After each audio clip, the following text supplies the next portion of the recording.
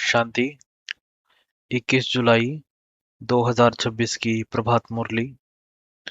मीठे बच्चे, अभी तक तुम सुनी सुनाई बातों पर चलते आए। अब बाप तुम्हें डायरेक्ट सुनाकर आप समान नॉलेजफुल बनाते हैं। प्रश्न है, अच्छे पुरुषार्थी बच्चों की निशानी तथा उनकी अवस्था का गायन क्या है? उत्तर है, अच्छे पुरुषार्थी बच्चे मदर फादर को पूरा पूरा फॉलो करेंगे, अपनी जीवन पर तरस खाएंगे, पूरा पूरा अटेंशन रखेंगे, थोड़ा भी समय निकाल बाबा की याद में जरूर बैठेंगे। उनकी अवस्था का गायन है अचल अडोल स्थिर। उन्हें ही महावीर कहा जाता है। गीत है भोलेनाथ से निराला। ओम शांति। भक्ति मार्ग में दुनिया सिर्फ गाती है।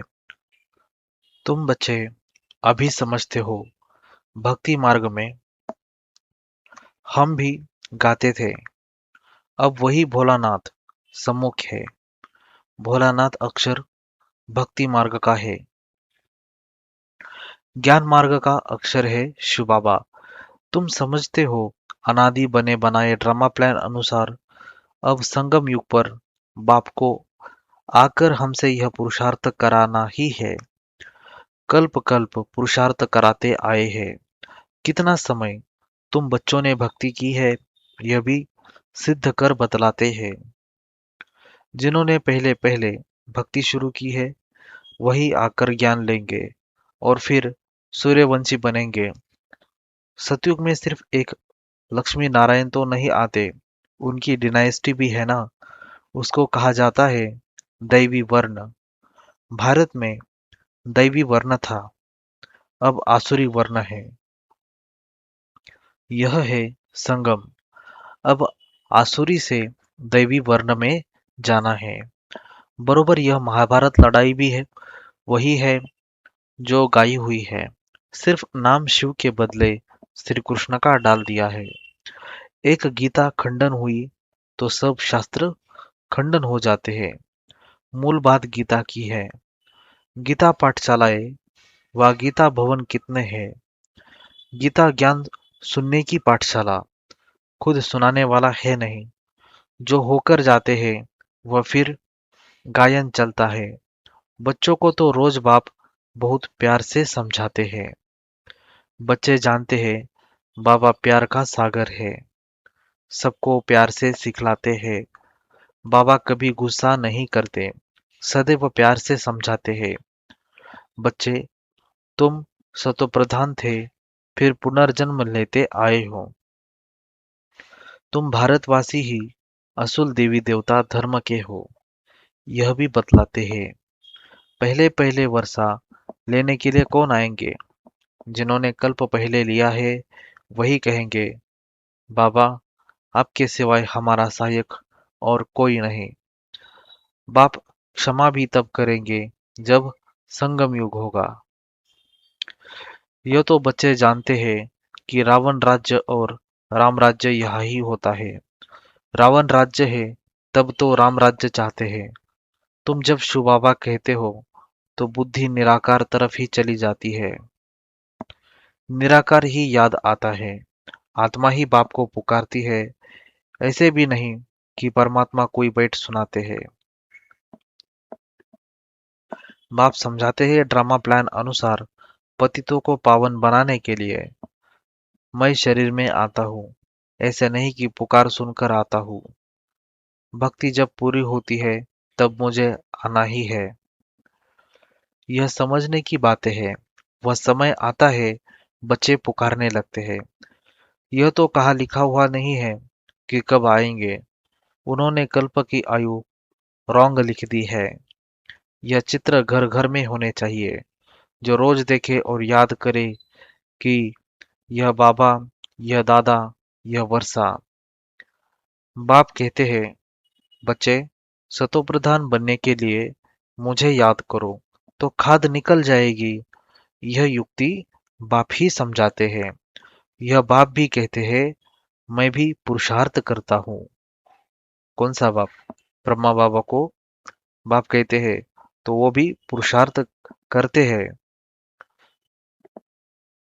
हम बच्चे ब्रह्मा कुमार कुमारियां हैं, तो हमारे पिता ब्रह्मा बाबा भी पुरुषार्थ करते हैं।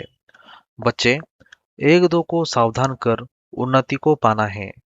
यह चित्रों की समझानी बहुत अच्छी है। शिव बाबा ब्रह्मा द्वारा स्थापना कर रहे हैं। सामने महाभारी महाभारत लड़ाई खड़ी है। इतने अनेक धर्म विनाश होंगे, उसके लिए लड़ाई जरूर चाहिए। यह बातें बच्चों को भूलनी नहीं चाहिए। बरोबर, अब कलयुग घोर अंधियारा है। कितने ढेर मनुष्य है, जरूर विनाश होना है। सतयुग में एक धर्म होगा, जरूर 84 जन्म का चक्र भी उन्होंने ही लगाया है। यह तो सहज है। बाकी इतने सब धर्मों का जरूर विनाश होगा, फिर एक धर्म की स्थापना बरोबर हो रही है। सर्व का सद्गति दाता बाप है। बाप से ही बच्चों को वर्षा मिलता है। बच्चे जानते हैं, हम जो यह पढ़ाई पढ़ते हैं वह भविष्य 21 जन्मों के लिए पढ़ते हैं। भगवान वाच, मैं तुमको पढ़ाकर 21 जन्मों के लिए स्वर्ग का मालिक बनाता हूँ। सूर्यवंशी चंद्रवंशी घराने की बरोबर स्थापना होती है। जो जितना पुरुषार्थ करेगा उतना ऊंच पद पाएगा। तो शिव बाबा कहते हैं, इन मदर फादर को फॉलो करो।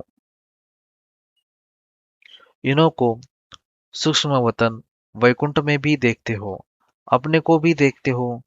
हम भी महाराजा महारानी बनते हैं, वैकुंठ का भी साक्षात्कार होता है।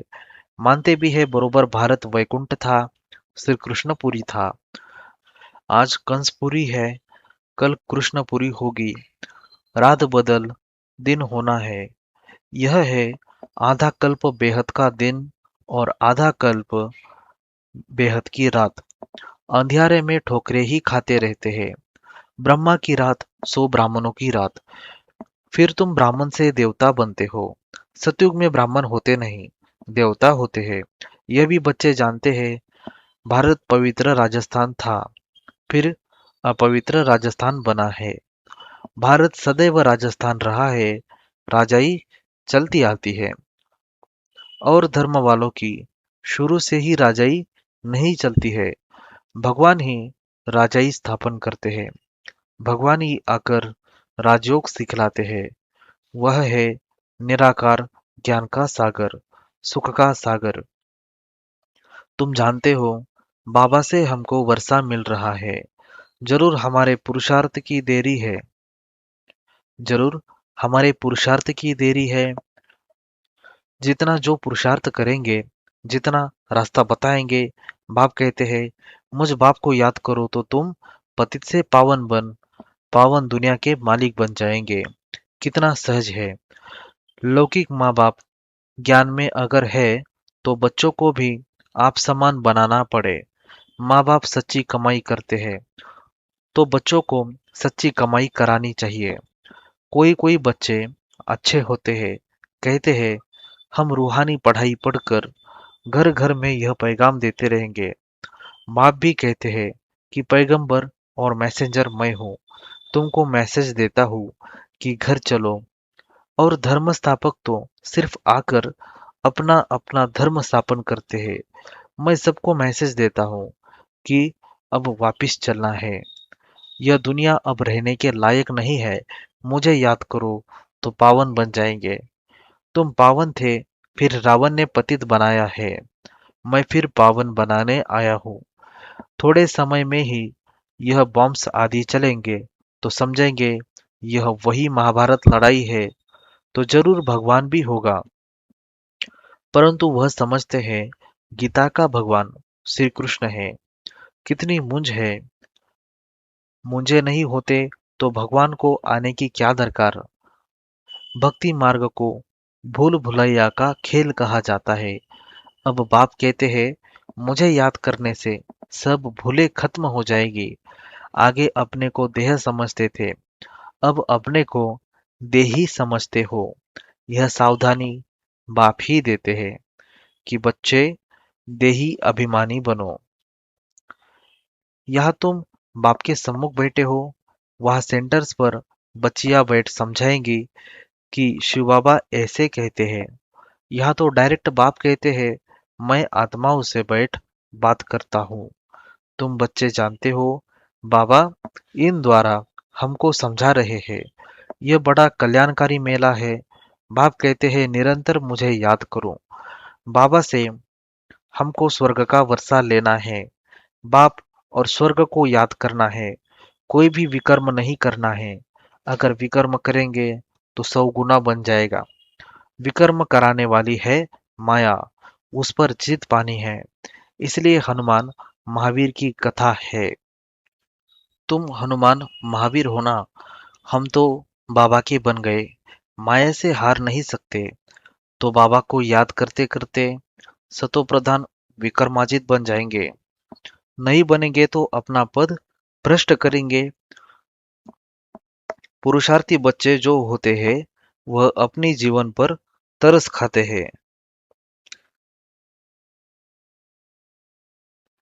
कुछ भी हो जाए, याद की यात्रा में रहेंगे, अचल अडोल स्थिर रहेंगे। विनाश तो होना ही है। सबके काका, चाचा, मामा, गुरु गोसाई आदि सब खत्म हो जाते हैं। सदगुरु कहते हैं, मैं तुमको साथ ले जाने वाला हूँ। मनुष्य तो बिल्कुल अंधियारे में है। तुम जानते हो, शिव बाबा हमको साथ ले जाएंगे। कहते हैं ना, काल खा गया, परंतु मैं तो तुमको शांति धाम में ले जाता हूँ। आत्मा शरीर छोड़ चली जाती है, काल नहीं ले जाते हैं, आत्मा को निकलना होता है। अब तो मैं खुद आया हूँ तुमको वापिस ले जाने के लिए। बाबा कोई मारने आया है क्या? नहीं, तुमको पुराना शरीर छोड़ना है। आत्मा तमो प्रधान से सतो प्रधान होनी ही है। अब 5 तत्व भी तमो प्रधान है, इसलिए शरीर भी ऐसे बनते हैं। वह सतो प्रधान तत्वों से तुम्हारे शरीर भी गोरे बनेंगे।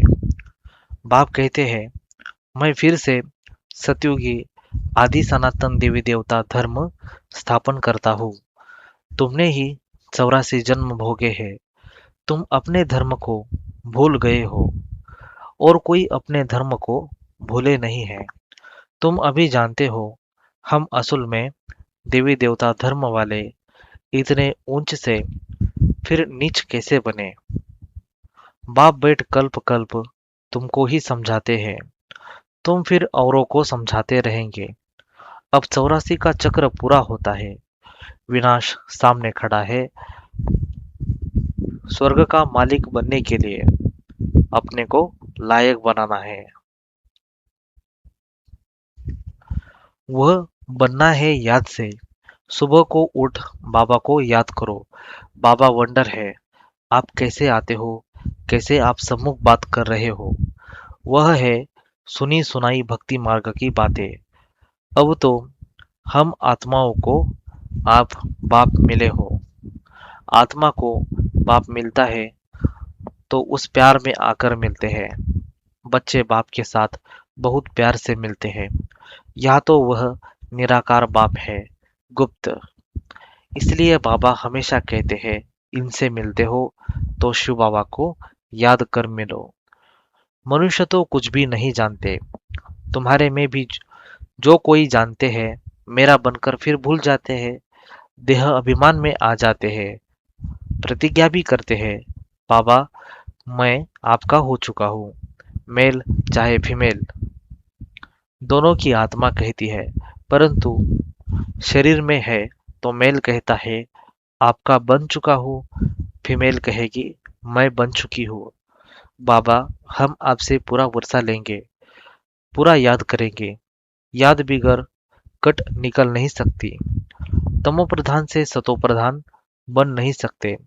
सतयुग में तुमको अखंड अटल सुख शांति संपत्ति का 21 जन्म राज्य मिलता है। स्वर्ग का रचयिता बाप जरूर अपना वर्षा देंगे। गाते भी है, परवाह है पार ब्रह्म में रहने वाले परमपिता परमात्मा की। वह तो एक ही बार आते हैं, यह भी समझने की बातें है ना। कई तो समझते ही नहीं है। आगे चल आंख खुलेगी, थोड़ी बड़ी लड़ाई लगे। वास्तव में यह यज्ञ रचा हुआ है, लड़ाई भी है। इस यज्ञ का किसको पता ही नहीं है। इस यज्ञ का किसी को पता भी नहीं है। रुद्र ज्ञान यज्ञ रचा ही था कि विनाश हो। वह फिर यज्ञ रचते हैं विनाश न हो। और यह रुद्र ज्ञान यज्ञ रचा ही था कि विनाश हो। वह यज्ञ रचते हैं विनाश न हो, शांति हो जाए। यह यज्ञ फिर भी रचेंगे। उनको यह पता नहीं है कि विनाश होगा फिर क्या होगा। अभी तुम बच्चे सारे विश्व के आदि मध्य अंत को जानते हो, सबकी बेहद की जन्म कहानी को जानते हो। ऐसे कोई नहीं जो कहे कि परमपिता परमात्मा की हम जीवन कहानी बताते हैं। परमात्मा को ही सब बुलाते हैं ना, घड़ी घड़ी याद करते हैं। कहते हैं ना, भगवान ने यह बच्चा दिया, यह किया। कोई कोई यह समझते हैं जिसकी वस्तु थी उसने ले ली। ऐसे भी कोई समझदार पुरुष होते हैं। अनेक प्रकार के मनुष्य हैं। अब तुमको बाप मिला है तो बाप को ही याद करना है। याद से ही कमाई होती है। तुम विष्णुपुरी के मालिक बन जाएंगे। तुम सतयुग से लेकर कलयुग अंत तक सारे चक्र को जानते हो। तुम्हारी बुद्धि में हूबहू ऐसा है जैसे बाप की बुद्धि में है। इसलिए उनको ज्ञान का सागर नॉलेजफुल कहा जाता है। अभी तुम बाप से वर्षा ले रहे हो। तुम बच्चों को अचल स्थिर रहना चाहिए। ऐसे नहीं कि माया घड़ी घड़ी आकर डोलायमान करे। शर्म बूटी छुई मुई नहीं बनना चाहिए। बाप को याद नहीं करने से मुरझा जाते हैं। बाप को याद करने का पुरुषार्थ तुम कर रहे हो।